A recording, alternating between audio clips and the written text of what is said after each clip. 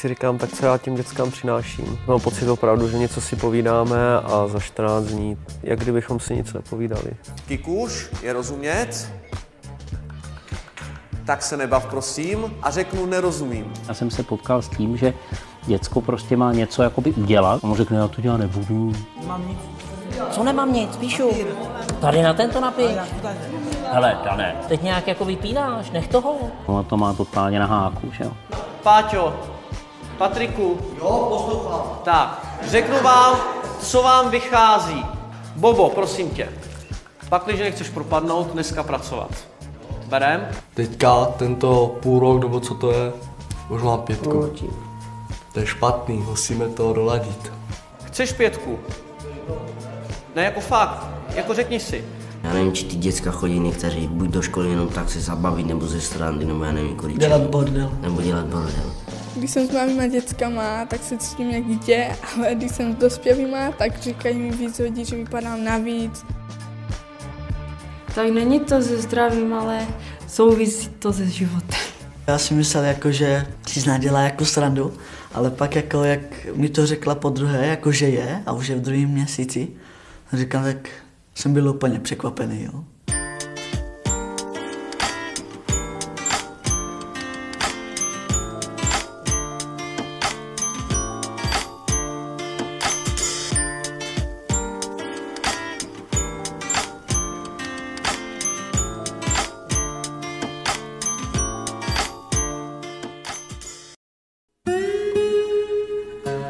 Už víc než čtvrt roku probíhá náš experiment.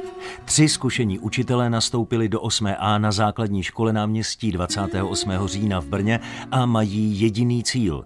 Probudit v dětech nejrůznějšími metodami chuť učit se a zlepšit tak jejich známky. Jak ale brzy zjistili ve třídě, která je téměř čistě romská a kde mnoho dětí vyrůstá v demotivujících podmínkách getta, je to těžké.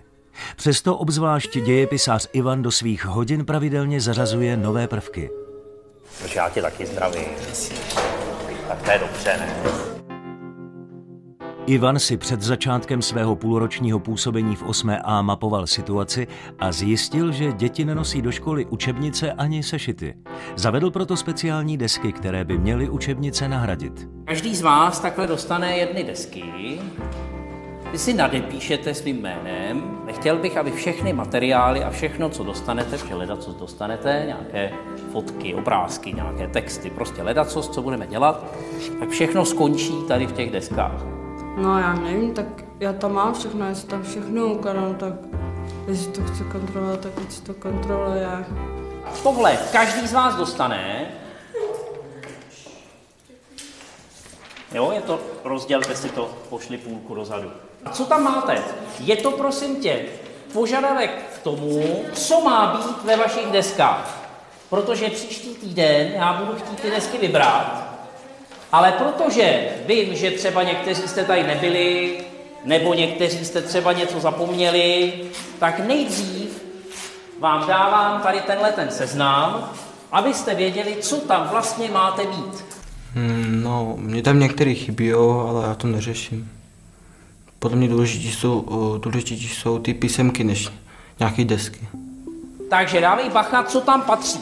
Je to 8 otázek, tematicky Marie Terezia, a vy jste na ně odpovídali, pak jsme to psali vlastně totéž jako písemnou práci. Ty to byli jakoby studenti, žáci běžní, tak bych ty desky v podstatě mohl jako rovnou vybrat. Jako rovnou dneska si je vemu a prostě zhodnotím, jak je máte, tak je máte.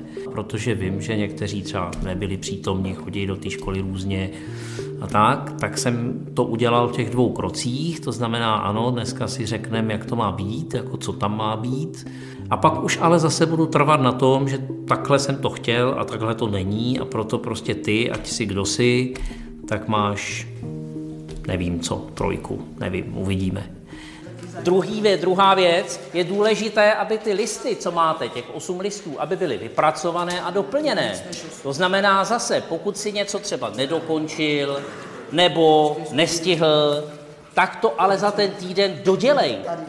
Jo? Protože nekompletní, když to nebude vyplněný, tak je to jako kdyby 1 stupeň dolů. Tak a jedna si myslím, že je tam důležité to, že to je jiná příležitost k hodnocení, že vlastně to není hodnocení znalostí, ale hodnocení nějaké soustavnosti nebo nějaké pečlivosti, nebo jak to mám nazvat. Třetí věc, to už vlastně máte, to jsme teďka udělali, seřadit to od té 1 do té 8, aby to mělo nějakou logiku, tak jak jsme o tom mluvili. Jo? Takže kompletní, seřazený, doplněný. Vybírám příští týden, do té doby můžete přijít, můžete doplnit, můžete cokoliv. Sáro, co si myslíš? Máš tým v deskách všechno, co jsme dělali? Nemám, protože já tam mám maximálně 3 papíry, co jsme dělali, a ostatní tam mají víc papíru. Příští týden chci, abyste to všichni odevzdali. Jasno? Chápem?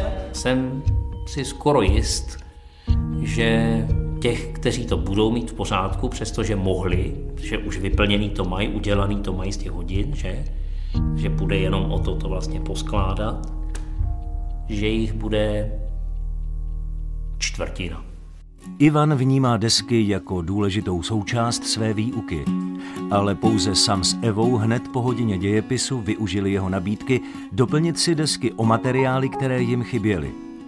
Později se k nim přidali ještě 2 žáci. Když vám na tom záleží, aby to bylo v pořádku, tak to hnedka uděláme.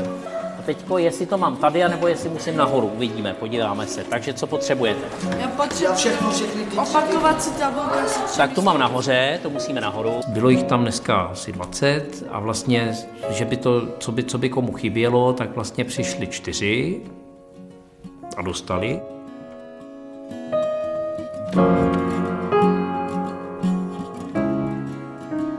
Dva, 3, 4. Skvěle, těší mě. Dejte to do pořádku, srovnejte to, doplňte to, připravte to k odevzdání. Jo? Máte 1. Máme 1. No, až to bude v pořádku. A pak se ještě asi 2 holčiny jako přišly zeptat, že to nestihli a jestli můžou přijít. Jsem říkal, můžete, a ti už nepřišli, tak nevím. Ivan je ohledně desek spíš skeptický. Je to už po několikáté, co dal třídě šanci a zatím pokaždé marně. Zdá se, že v 8A si málo kdo uvědomuje důležitost vysvědčení za 2. pololetí. Mezi ty, kteří svoji budoucnost víc plánují, patří Jessica.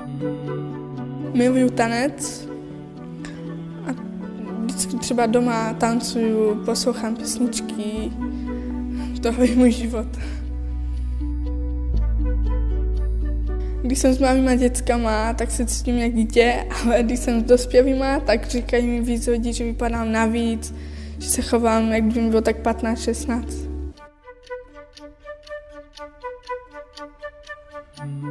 Jessica, tam je úžasné rodinné zázemí. Maminka opravdu jako z Jessiky by chtěla něco mít. Dokonce to je jedna z mála maminek, která opravdu pravidelně chodí na třídní schůzky a zajímá se. Jessica je fajn a taky šikovná, i přestože ona má nějakou poruchu učení, dys a takhle, tak vlastně jako by to skoro není poznat a patří opravdu snaživá, šikovná. A myslím si, že i jako děcka ji mají rádi, že jako oblíbená ve třídě určitě.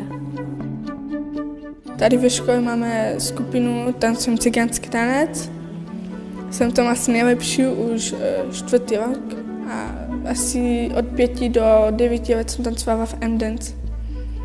Jessica se bude muset už brzy rozhodnout, co chce v životě dál dělat. Nevím, na co mám jít. Pořád každý den přemýšlím, co mě baví, ale bude to asi kosmetička. Nevím ještě, no. Vůbec ještě nevím, co to bude v 8, tak ještě uvidím, popřemýšlím, co vlastně vůbec budu. Jessica se svým tanečním souborem trénuje na vystoupení, které ji už dnes čeká na hudebním festivalu Amari Kereka. Potkají se na něm školy z celé republiky.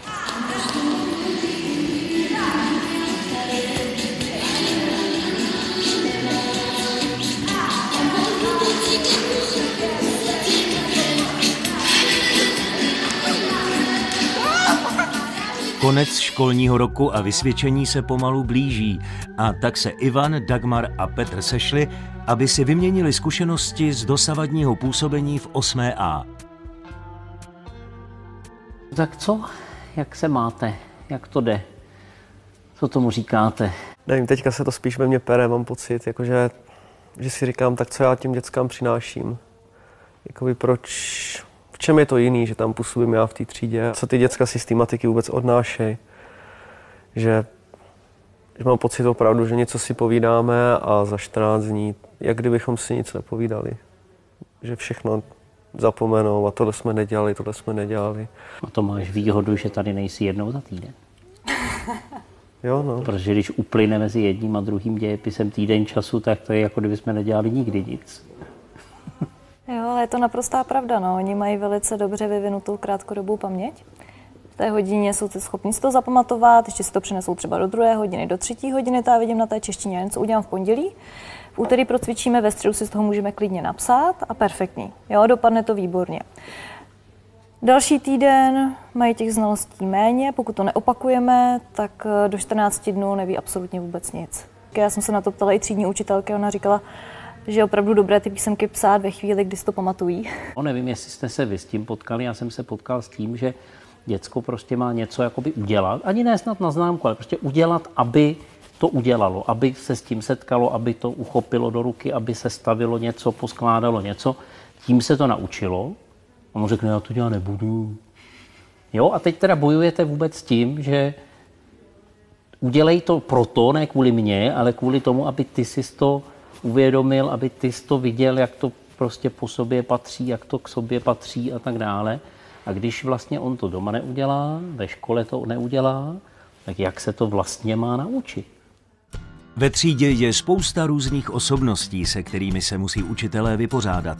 Mezi ty nejvýraznější patří Dan, který má velký talent na matematiku a celkově patří k těm lepším žákům. Má to ale háček. Je tvrdohlavý a zvyklý si všechno dělat po svém. Dějepis není výjimkou. Tak, píšeme. Ale.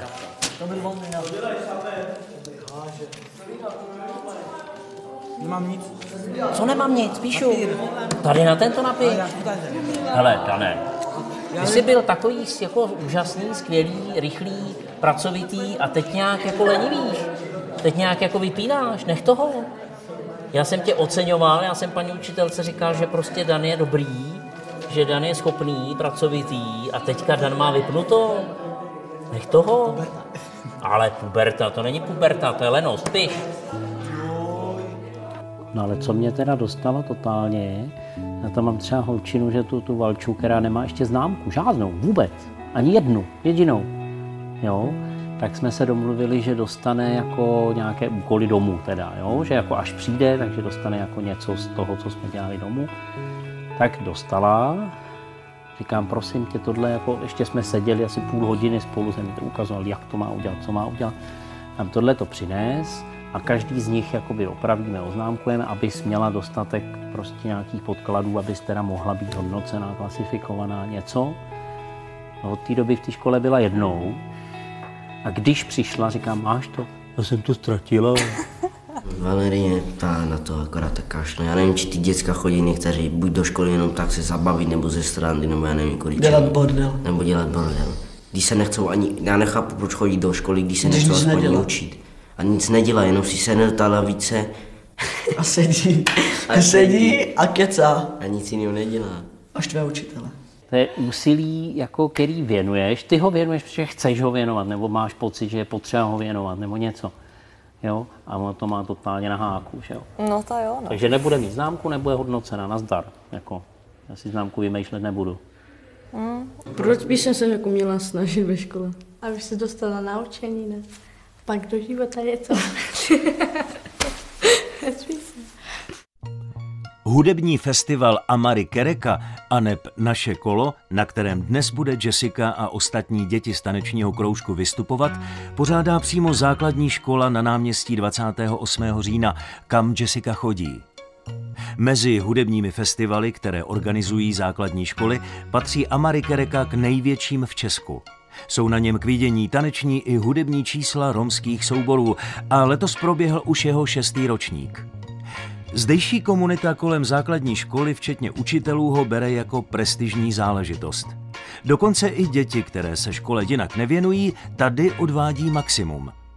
Určitě je těžké najít něco, co je upřímně zaujme, ale celý tým se snažíme o to, aby to bylo o jejich životě. Vycházet z jejich životního stylu, postojů, potřeb a napříč všemi předměty to zkoušíme, i když to je na tom to nejtěžší.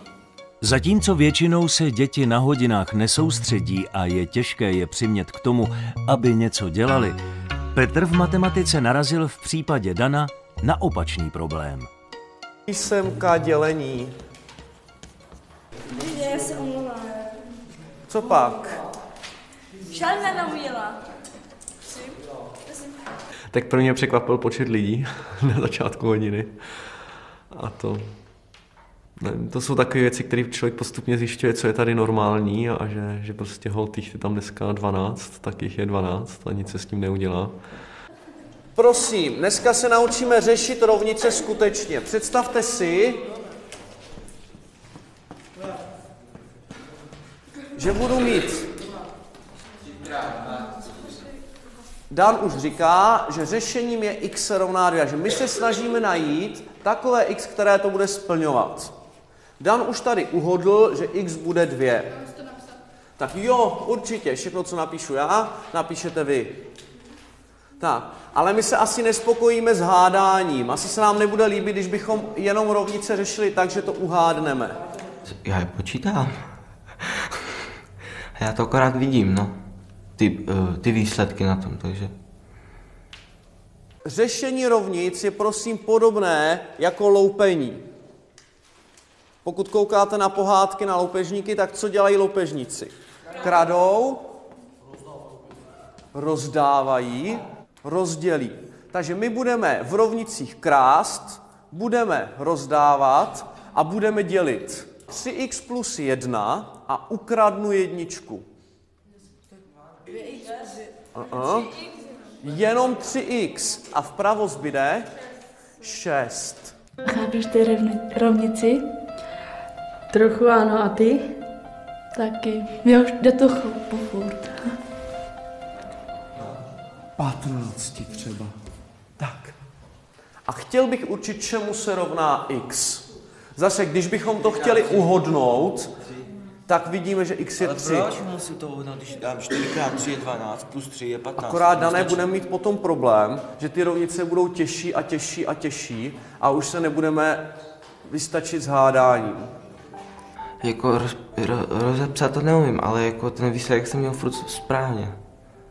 Dané, jediný problém, když by to mělo víc řešení, tak když uhodneš jedno, tak ty zbylý už neuhodneš. Jo? Jak poznáš, má třeba nekonečné řešení? Že on nerozumí tomu, jak se řeší rovnice. On to prostě vidí řešení, super, má nadhled, výborně. Holt jsem si řekl, dobře, tak budu dělat ještě speciální přípravy pro něho, dělat mu těžší příklady. Jo? A to si myslím, že ho může nakopnout dál. 5x plus 3 se rovná 18. A říkali jsme, Dané, že co nechceme dělat? 5x3. Cože nechceme dělat? Hádat. Ale že když nebudu hádat, když 3 minus 18 je 15. Prima, ale uhodl si jedno řešení. Jak víš, že to nemá další? My uvidíme hned příští týden rovnice, které budou mít víc řešení a jedním uhádnutím uhodneš jedno. Vem si, že třeba budeš mít plat, který se ti bude nějak počítat a budeš mít dvě možnosti. Že buď dostaneš korunu, anebo 10 000. Obojí to bude splňovat. A ty řekneš, jo, vidím, že korunu můžu dostat, beru korunu. A kdybys to spočítal, tak ti vyšlo 10 000 a to se ti vyplatí. A mám kalkulačku. A tohle spočítáš na kalkulačce? Výplatu si spočítám na kalkulačce. To jsem zvědav. Tak. No, nejsem z toho vytočený, tak jako učitel má pravdu, no. Já mám svoji, no. Furt se mi nedaří přesvědčit Dana, že to, co dělá, takže opravdu musí dělat pořádně, takže jsem s ním uzavřel sázku, že na příště mu nachystám pracovní list, pokud ho bude mít celý dobře tím hádáním, takže to dělat nemusí. No, sadil jsem se, že příští úterý mi donese list s příkladama a když je vypočítám, jak já to počítám, tak budu moct to dělat sám, jak si myslím já osobně, a nebude mi do toho zasahovat, pane učitel. Tak musím udělat list, aby tam tu chybu měl potom někde. Nakonec se ukázalo, že Dan neumí svým způsobem vypočítat všechny rovnice bez chyby. Petr ale nemá ve třídě pouze jeho. Rozdíly mezi jednotlivými žáky jsou v 8A větší, než na co je zvyklý. A protože nechce nikoho zanedbávat, stojí ho vyučování na hodinách matematiky velké množství energie. Nikdy ale nemá jistotu, že to bude mít smysl a odrazí se to na studijních výsledcích žáků. Kikuš, je rozumět? Tak se nebav, prosím, a řeknu nerozumím. Je nás tady 5,5, tak ať všichni odsud odchází a řeknou si rozumím matice. Jo? Tak, ještě jednou Kikuš. Chci, aby mi tady zbylo jenom to x-ko. A dívám se, co mi tam překáží. Mám zde 5x plus 3 a všimnu si, že mi zde překáží ta trojka. Je vidět, že překáží trojka? A s kam ať si tam vzala 18? Ještě jednou. Chci určit x, tak, aby když to x-ko vynásobím 5 a přičtu k tomu trojku, abych dostal 18. Chápeš? Ne. Tak řeknu, nechápu. Ještě jednou. Myslím si, že učitel přeci o to, aby učil, a když to děcko nechápe, tak mu to vysvětlí. Když to nechápe po druhý, tak mu to znovu vysvětlí. A přeci je úspěch pro toho učitele. Pro mě je obrovský úspěch, když se mě to děcko zeptá, já tomu nerozumím. Jako pro mě je to jakoby symbol důvěry, tak já ti věřím, ty mi to dokážeš vysvětlit, tak já se tě zeptám. 5x4 je? 20 plus 3 je? 23. A je 23 18? Ne. No není. Tak teď jsem tady 3x dosadil něco blbě. Dámy, kolik máte ze dneška spočítaných příkladů? Takže ze dneška z hodiny opět 5. Jo, vy 5, co budeme dělat? Já nevím. Začneme se učit.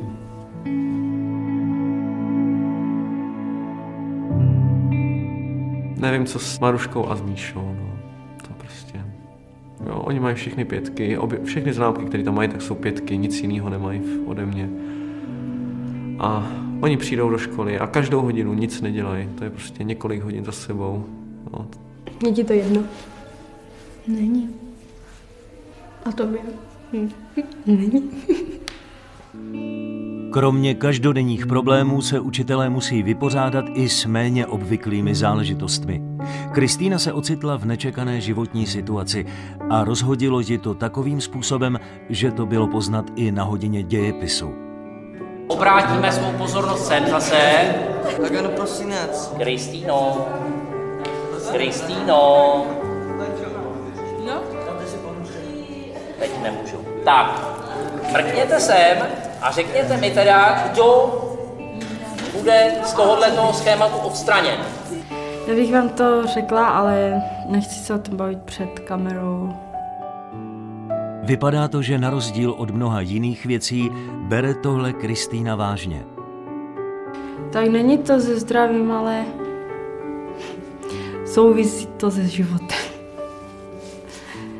Ona už mi to říkala už předtím, ale mě a Tiborovi, ale jako já si myslel, jako, že si z nás dělá jako srandu, ale pak jako jak mi to řekla podruhé, jako že je a už je v druhém měsíci, říkám, tak jsem byl úplně překvapený. Jo. A já si myslel, že si z nás dělá srandu, ale přitom mluvila pravdu. Ona tam tak jako posedávala, něco žvejkala, což obvykle nemůžou, ale protože jsem to věděl vlastně od paní učitelky, tak jsem jí nechal, jakože jsem říkal, tak matka, ať jako je v pohodě. No a pak právě jsme skončili a šel jsem okolo vlastně té lavice a ona mi to normálně jenom, jako jsem se díval na to, co tam vytvořili, a tak jsme se jako dostali do řeči a ona mi to normálně sdělila. Panu učiteli, a víte, že budu mít to? Říkám, co? No, malý. Já si myslím, že Kristýna cítí úplně to tež to, co já. Jakože dítě je radost, jako ten první moment. Tak jako její sestra, co byla chodila s mým bráchem do třídy, tak taky tak jako v 8. nebo v 9. byla těhotná. Že tak mají, tak u cigánů to je vlastně tak normálně, že v 15, v 16 už mají děti. Protože Romové mají hodně rádi děti. Já si myslím, že ty Romové si ty děti strašně udržují a že je chcou. A není tím, jako že jich mají třeba, že to mají v 15, v 16, ale prostě oni dokážou vyznat svým dětem lásku. A dneska už to vlastně bylo řečeno oficiálně, takže maminka Kristýny přišla do školy, takže to bylo přímo řečeno, i děti to vědí, paní učitelka třídní jim to řekla ve třídě, takže tam už to věděli vlastně naprosto všichni. Tak jsme z toho šťastní. Ptáme se, jaký to je, protože nevím, třeba neříkám teď, ale taky nás to čeká. Ptáme se, jaký ty pocit, co na to její maminka a tak, no. Nikdo není takový, jako že vyloženě ten zvednutý prst, no podívej se, jak si dopadla, zkazila si život. To jsem tam nezaslechla. Vůbec, ani jednou. Jo? A baví se tam o tom hodně, ale tuhletu větu jsem tam nezaslechla. Jako já myslím, že stát se tu u nás, tak asi pravděpodobně tohle by byla věta, kterou bych tam slyšela pořád. Jo, zkazila si život, podívej se, jak dopadneš, nedostuduješ, neuděláš tohle.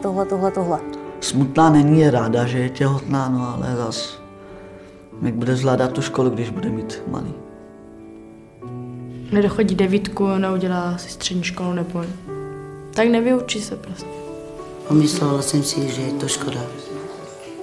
Protože pořád se chystala, že se na něco vyučí a bohužel. A ona mi říkala, že prostě, že to nějak jako udělá, že na to není sama, jo. Že prostě, že ho nechá doma, jo, s mamkou, jo, se ségrou.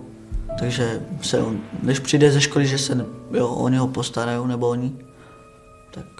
Otěhotnění osmačky na této škole není nic výjimečného.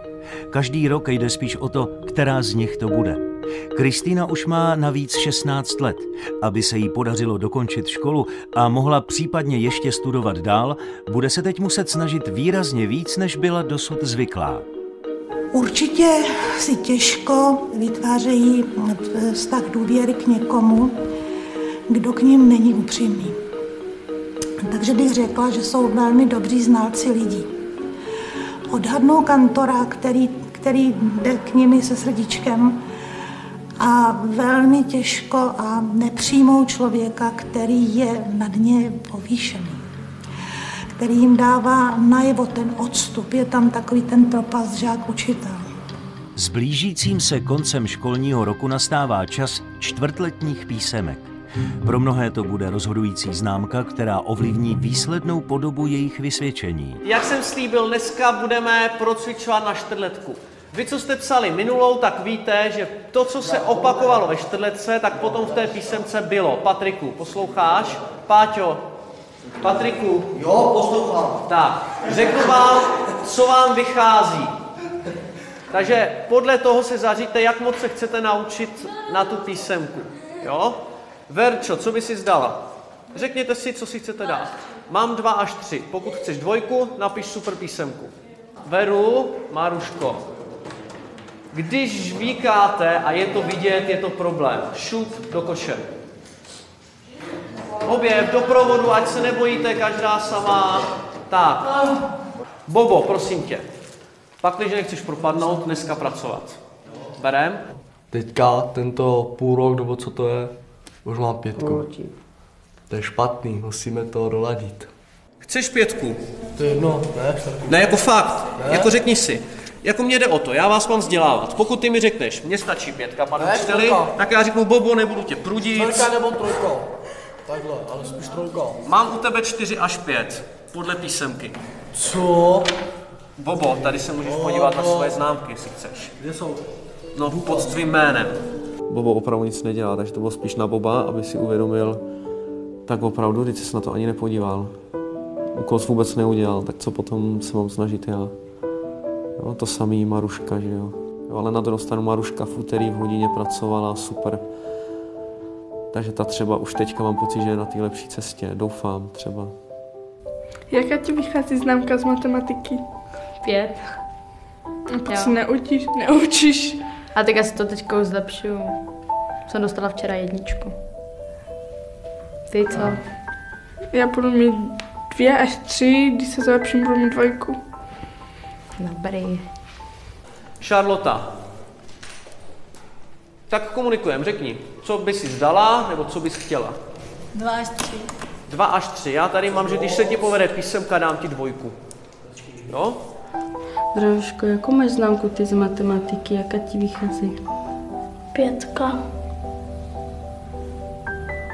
A proč?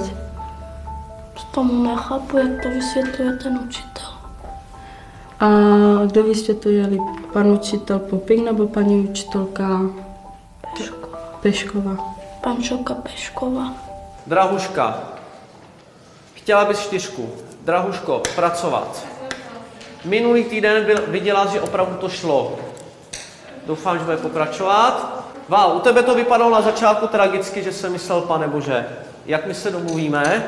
Nakonec občas něco v hodinách děláš. Tedy pokud nechceš propadnout, tak prosím dneska pracuj a písemku zítra napiš dobře. Může být?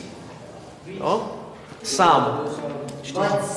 Chceš 4? Ne. Co chceš? A nebo na co se cítíš? Chceš 2? Napiš mi výborně 4.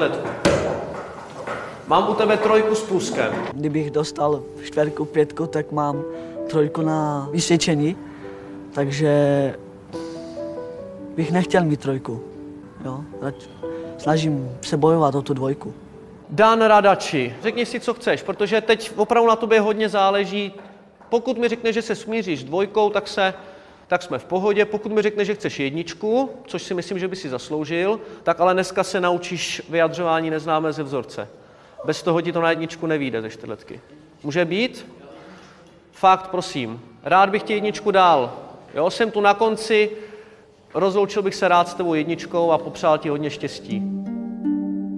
Dan a Sam ani netuší, že jejich známky a potenciální zlepšení o 2 stupně se stalo už před časem předmětem sporu mezi vedením školy a novým matematikářem Petrem. Se teď začal hodně snažit, mi přijde. No, ale je pravda, že sám mi třeba říkal, no víte, paní učitelko, já přijdu domů a učím se a pak spím. A nebo spím a učím se. A tu větu já jsem tam neslyšela jako od nich, že by někdo řekl prostě učím se. No, pořád tohle mi říká Anka, že jako mám se učit, nemám zaostávat, že mám přidat. Teď jak jsem chyběl ty 3 dny, tak se to mám dohnat všechno. Mám dávat pozor, dělat blbosti. A on je navíc ještě jako i velmi vstřícnej, velmi slušnej, jako velmi sociálně zdatnej, řekněme. Když tě vidí, že neseš tuny krámu, tak ti pomůže nebo něco. Jo, a to mám pocit právě u toho Sama, neskutečnej, to mě úplně se příčí. Ten Sam začal něco dělat a místo toho, aby od té školy získal nějakou podporu, tak se řekne, ten kluk se nemůže zlepšit. A proč se nemůže zlepšit? Nevím, vychází mu 2, měli jsme rozbor hodin a bylo třeba to analyzovat. On nemůže mít 2. Určitě ta motivace je dobrá, to, jak je motivujete tímhle přístupem, těmi písemkami, ale neodpovídá to jejich znalostem, ty známky. Tak já můžu dát tady ty 4, jak dopadly a co po nich můžeme chtít víc, se zeptám. Ta 4 nám taky nevypoví. Jo, tam jde o to, že vidíme, jak se ty žáci třeba chytají nebo nechytají. A potom vidíme na papíře třeba 1, 2 a neodpovídá tak to té já se realitě. zeptám, já tady dám tu 4 a řekněte mi, v čem nevypovídá, v čem to Nebyla nevypovídá, jsem že má Samuel 2. Ale doučuju ty děcka celkem pravidelně. I přesto, že učíte teďka vy, tak jsem si je ponechala na to doučování a vím, co umí a neumí. Však. Sam to třeba v úterý neuměl na 2. Ten se tak strašně snaží, já můžu ukázat tu písemku. Ale Ta písemka je opravdu výborná. Zrovna toho Sama. Tak já jsem se třeba na to ptala, jako proč to takhle je. Tak mi bylo řečeno, že je to kvůli známkám, které se píšou na přihlášky, aby to nevypadalo divně, když má třeba 4 a najednou ze 4 jde na 2. Jo, protože jsou to známky, které se vlastně uvádí na přihlášku na střední školu, že tam se píše polovina 8, konec 8 a polovina 9. Takže by tam třeba mohlo by se stát, že dejme tomu třeba Sam by tam měl 4, že jo, v pololetí, najednou by šel na 2 a dejme tomu čistě hypoteticky můžeme předpokládat, že zase půjde zpátky na 4. Teď si to vezme, že jo, tu přihlášku někdo před sebe, podívá se, řekne, no ale to je prostě divný, jak to, že tady máš 4, pak je to 2, teď je to zase najednou 4. No proč je to divný? A tady si nikdo nemyslí, že je to špatně nebo naopak dobře. Ale o 2 stupně se nám nemůže rozejít klasifikace. Teda nemůže se rozejít znamená co? Přesně ve tom smyslu. Může se to rozejít a budeme hledat důvod, nebo prostě nemůže a musíme to teda Nemůže se rozejít, aniž bychom tušili proč. Dobrá, super. Tohle jo. Jo? A říkám, ten ideální případ je, jo, potáhl jste je dál. Super. A my si tady nepotřebujeme hrát na to, že jo, když to tak bude, přiznáme to. To vám tady teďka slibuju. Kromě klasifikace má vedení školy i jiné výhrady vůči Petrovu učení. Zástupce ředitelky školy se proto rozhodl navštívit některé hodiny matematiky, aby si sám udělal obrázek o aktuální situaci. Kdo toto pochopil? 1, 2, 3, 4, 5. Kdo na půl, tak si není jistý úplně celý. A kdo vůbec nechápe, co ten pupík tady dělá? 3. Skvělý. Nerozumím. Vysvětlím. Kde jsou ty 2 miliony? Jo, zase nevím, co tam jako je. No, co tam jako? Tak, dozor. Tak to nechápu jako. Mají 3 dnů čekají tak. Dívá se, ne? Dívá se, na co se dívá? Jak se učíme a to. Žáci si to neuvědomují, ale v případě konfliktu mezi učiteli to bude právě zástupce, který bude mít důležité slovo v tom, zda se někomu zvýší nebo sníží výsledná známka. Dějepisář Ivan přikládá velkou důležitost deskám, které žákům zařídil, a na minulé hodině je upozornil, aby si je dali do pořádku, protože je bude známkovat. Ale teď mám pro vás ještě teda v posledních chvílích tady ty desky zpátky. Dostali jste přesný seznam materiálů, co v nich má být. Tak to, co se učím jako v hodinách, tak to tam ukládáme, ty pracovní listy, no a nevím, jestli to tam známkuje. Dostali jste přesná kritéria, co se bude hodnotit, že to má být vypracováno, že to má být kompletní, tedy všechny materiály tam mají být, a že to má být seřazeno. Za každý z těchto nesplněných požadavků, Kristýno, schovej ten mobil, za každý z těchto nesplněných požadavků, že bude -1 stupeň. Drahuško, máš ty desky všechno v pořádku? Ty papíry mám, ale nemám to dodělané, vyplněný. Seřazený to neměl vůbec nikdo. Vy jste to vzali jako kupu sběru. Jo? To znamená, takhle jste to poskládali, strčili to tam. A to je špatně, protože jsem si jistý, že knížku moc doma neotevřete většinou, takže je to váš studijní materiál, seď ještě, abych rád dokončil větu, je to váš studijní materiál, ze kterého se máte učit, a když to máte v hnoji, tak se z toho učit nemůžete. Všechny papíry, co nám dával pan učitel, tak to se všechno vyhazovala do koše.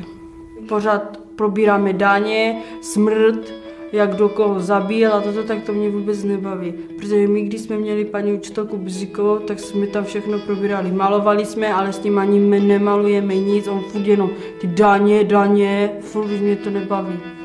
Tak to všechno vyhazuju do koše. Doplnění. To neměl vůbec nikdo úplně, taky nikdo. Daleko nejlepší desky měla Eva. No a někteří, Božka, prosím, ještě hovořím, někteří odevzdali z 8 listů 1. Tak to asi není úplně jako super výkon. Já to ani nemám. Tak já nevím, já jsem chtěl rychle dohalit, tak já nevím, jestli to vzal nebo ne. Takže mě sem prosím dejte ještě žákovskou, abych vám tu známku mohl napsat. Kristýno, žákovskou, prosím. No a co zase chcete? Abych ti mohl napsat známku. Ať napíše 6. Tak a jdu. 5, ale 6. Teď ta Eva musí být úplně srandovní, ne? Musí být úplně srandovní. Další. Tady to je v pořádku. A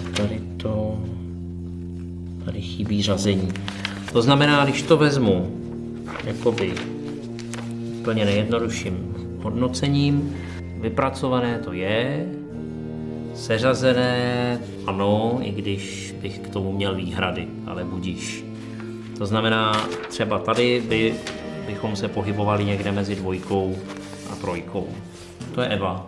Tady máme ještě jednu odměnu malou, protože nejlepší desky odevzdala Evča, ale minule tady nebyla. Takže za takový výkon nějakou drobnou odměnu zaslouží, tak si pro ní pojď. Tak gratuluju, byli skutečně jako na solidní úrovni, 6 materiálů ze 7, všechny vypracovaný, solidně seřazený. Drobné, maličké chyby za 2, ale líbilo se mi to. Ona Eva k nám přišla letos někde od Znojma ze základní školy a to maminka, romská maminka říkala, že ona nikdy s cigánama nechodila do školy, takže no, je tam vidět, že Eva jako má základy a je přirozeně inteligentní, šikovná a ona právě se dávala tam vzadu s tou Veronikou, Luckou a myslím si, že je teď lepší, že sedí vedle Verči Balážové a táhnou se, ona se teďka zapojila mezi ty šikovnější v té třídě, jo. A má takový přirozený úsudek a fajn holka. Zatímco ve škole to někdy vypadá, že ve třídách probíhá zákupová válka, na festivalu Amary Kereka Naše kolo je všechno jinak a ukazuje se, že obě strany k sobě mají blíž, než by se zdálo. Festival je doslova spojuje. Účastní se ho učitelé, žáci i jejich rodiny. Všichni do něj v uplynulých měsících investovali spoustu energie a teď nastal čas radovat se z odvedené práce.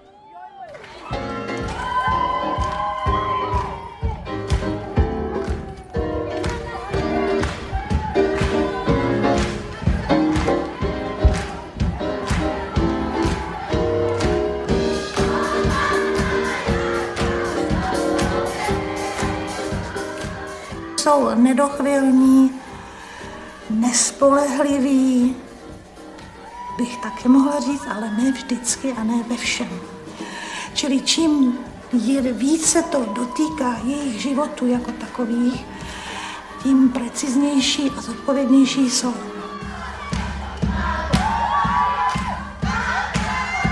Takže když se vám podaří je na sebe navázat, zjistí, že jste spravedlivý člověk, který je má upřímně rád jako děti, který jim dobře, profesionálně tu informace předává, kterému mohou důvěřovat a cítí se v jeho blízkosti v bezpečí, tak s nimi můžete dokázat věci téměř nevídané.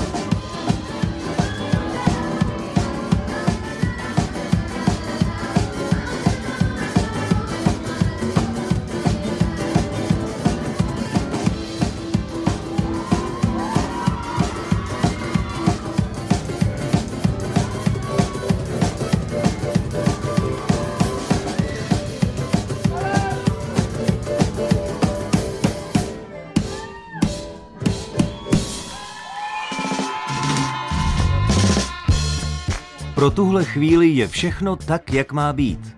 Ale už zítra na ně čeká znovu škola a s ní rozhodující čtvrtletní písemky. Zvládnou to, nebo jim stuhnou úsměvy na tváři?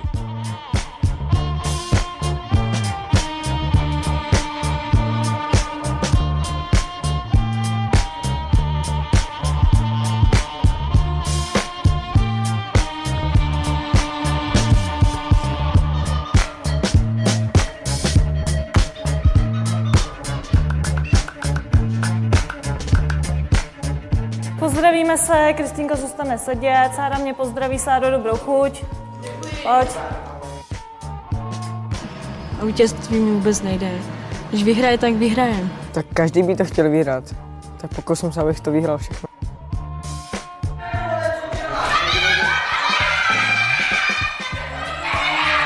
A jakmile byste to nedonesli, měli byste nedostatečnou a to je škoda. Tohle větu jsme měli na to. No, ale potom to nestihneš. Než to přečtu a než to pochopím, tak potom štve. Já se ještě nikdy v životě nepropadla, teprve tehdy jsem propadla v 8. třídě a ty 8. třída se počítá už na vyučování. Umíráš, ale Jessica taky umírá. To je skvělý normálně. Jsem zvědavá, jako co budeme dělat dneska od té hodině, když všichni umíráte.